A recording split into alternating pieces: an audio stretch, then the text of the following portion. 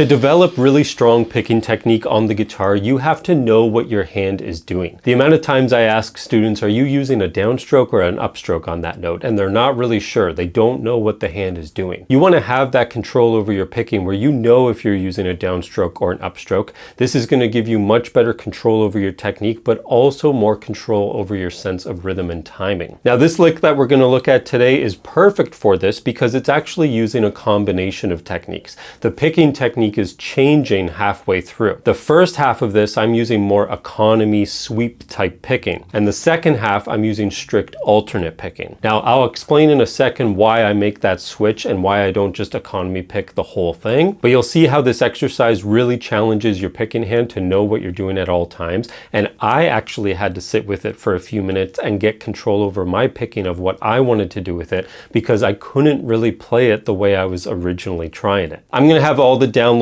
tabs for this, including the backing track from the intro and play along practice videos on my Patreon page at the link below. So you can sign up for a free 7-day trial to access all that so you have better practice tools to really get control over your hands. So the first half of this, we're kind of staggering through some arpeggio shapes.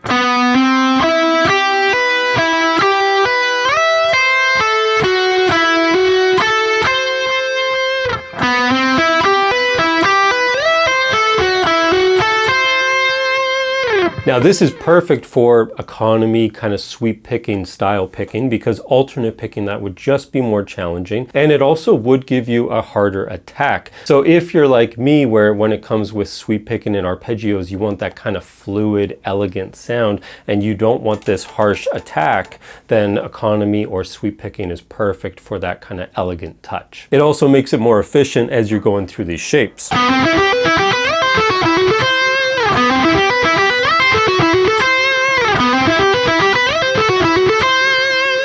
Now that last note there is exactly what I got stuck on and what I got hung up on when I was trying this to go to the second half with the strict alternate picking. And the reason for that is that when we go to the very next note in the lick, we are on the beat. We are on beat 1 of the next bar. But if I'm using economy picking, then I will be picking that note up. Now for me, as I talk about all the time, especially in my Patreon lesson videos, the reason I prefer strict alternate picking like 90% of the time is to have that sense of rhythm in my picking hand as I'm playing. So my picking hand is kind of working as a metronome for me. Now for that to be the case, it has to be picking the beats on the downstroke so that you can kind of lay into that. Especially in this case where we're using strict 16th notes. So that tripped me up at first because I'm starting the note on an upstroke from the economy picking and then it kind of puts all my picking backwards. And even if you can play it that way, your beats just won't feel where they should in your picking because you're looking for them with that downstroke. So to transition to the second half of this lick, I had to change that very last note.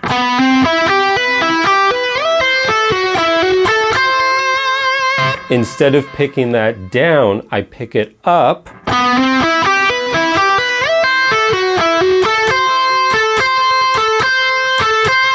So that I can fall onto the beat with the next note.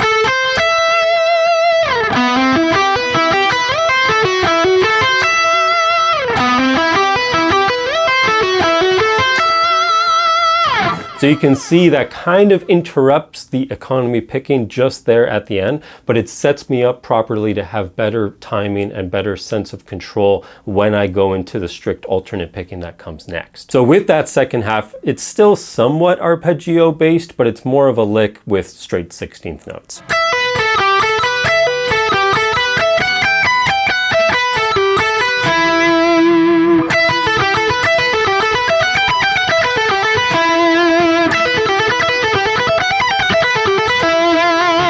It's a cool sounding lick with these kind of spread out intervals to get this kind of interesting exotic sound. And this is of course the type of stuff that makes my own practice time more enjoyable, is coming up with interesting musical sounding licks like these so that I can practice techniques and I can practice having control over my technique. But it also gives me new musical ideas to add into my repertoire. So as you can see, when I kind of tie it all together,